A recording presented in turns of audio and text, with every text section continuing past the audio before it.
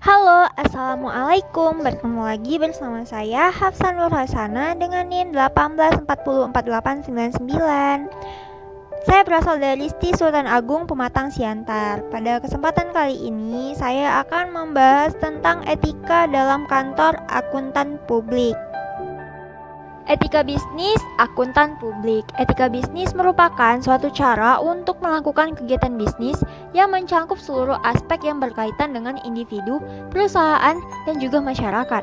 Etika bisnis dalam suatu perusahaan dapat membentuk nilai, norma, dan perilaku karyawan serta pimpinan dalam membangun hubungan yang adil dan sehat dengan pelanggan atau mitra kerja, pemegang saham, dan masyarakat.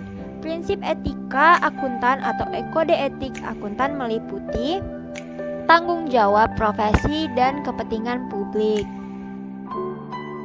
Ada 5 aturan etika yang telah ditetapkan oleh Ikatan Akuntan Indonesia Kompartemen Akuntan Publik atau IAIKAP. 5 aturan etika itu adalah 1. Independensi, integritas, dan objektivitas.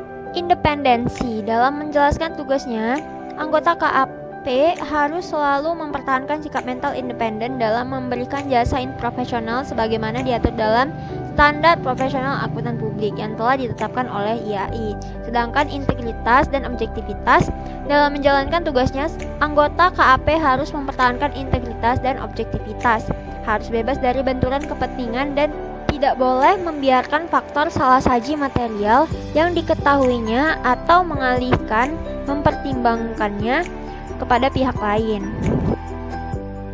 Yang kedua adalah standar umum dan prinsip akuntansi. Standar umum.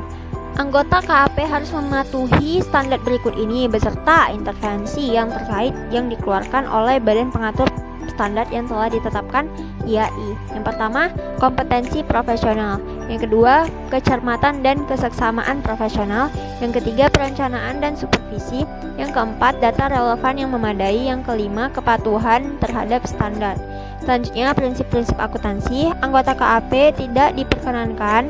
Yang pertama, menyatakan pendapat atau memberikan penegasan bahwa laporan keuangan atau data keuangan lain suatu entitas disajikan sesuai dengan prinsip akuntansi yang berlaku umum. Yang kedua, menyatakan bahwa ia tidak menemukan perlunya modifikasi material yang harus dilakukan terhadap laporan atau data tersebut agar sesuai dengan prinsip akuntansi yang berlaku. Yang ketiga yaitu tanggung jawab sosial kantor akuntan publik sebagai entitas bisnis. Dalam melaksanakan tanggung jawabnya sebagai profesional, setiap anggota harus senantiasa menggunakan pertimbangan moral dan profesional dalam semua kegiatan yang dilakukannya. Sebagai profesional, anggota mempunyai peran penting dalam masyarakat. Sejalan dengan peran tersebut, anggota mempunyai tanggung jawab kepada semua pemakai jasa profesional mereka. Anggota juga harus selalu bertanggung jawab untuk bekerja sama dengan sesama anggota untuk mengembangkan profesi akuntansi, memelihara kepercayaan masyarakat, dan menjalankan tanggung jawab profesi dalam mengatur dirinya sendiri. 4. Krisis dalam profesi akuntansi. Krisis dalam profesi akuntan publik dapat terjadi karena kurangnya minat generasi muda terhadap profesi ini. Padahal apabila melihat pertumbuhan industri di Indonesia, jasa profesi ini sangat dibutuhkan. Dan apabila kondisi ini terjadi, maka akan mengancam eksistensi profesi ini. Bagi akuntan, berperilaku etis akan berpengaruh terhadap citra KAP dan membangun kepercayaan masyarakat serta akan melakukan klien dengan baik dan jujur.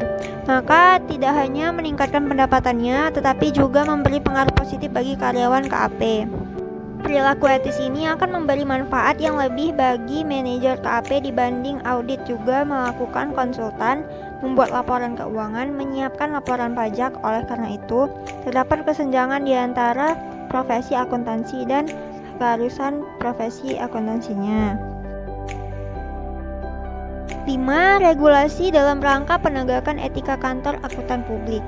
Setiap orang yang melakukan tindakan yang tidak etis, maka perlu adanya penanganan terhadap tindakan tidak etis tersebut.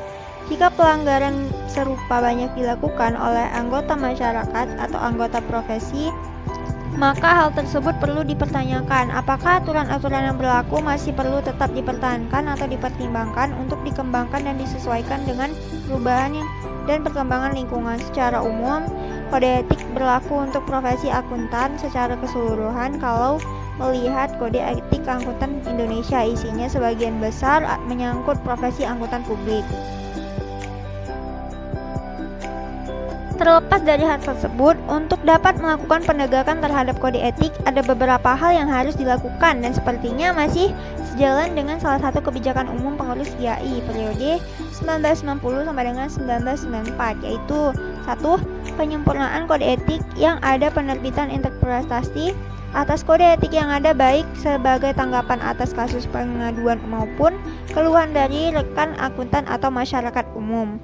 Yang kedua, proses peradilan baik oleh Badan Pengawas Profesi maupun Dewan Pertimbangan Profesi dan tindak lanjutnya dalam kurung peringatan tertulis, pemberhentian sementara, dan pemberhentian sebagai anggota IAI.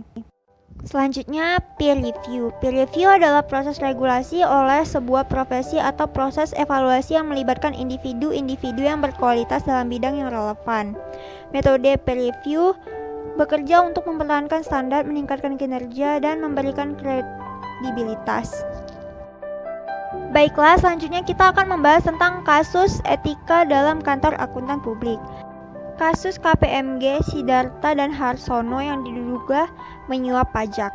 September tahun 2001, KPMG Sidarta dan Harsono harus menanggung malu. Kantor akuntan publik ternama ini terbukti menyogok aparat pajak di Indonesia sebesar 75.000 US dollar. Sebagai siasat, diterbitkan faktur palsu untuk biaya jasa profesional KPMG yang harus dibayar kliennya, PT Eastman Christensen, anak perusahaan Baker Hughes, yang tercatat di Bursa New York.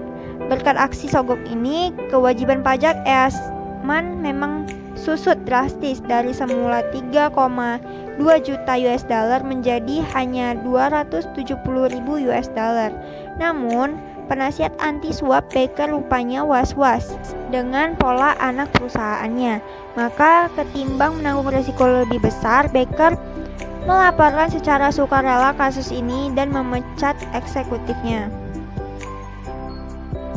Badan Pengawas Pasar Modal Amerika Serikat, Securities and Exchange Commission, menjeratnya dengan Foreign Corrupt Practice Act. Undang-undang anti korupsi membuat perusahaan Amerika di luar negeri.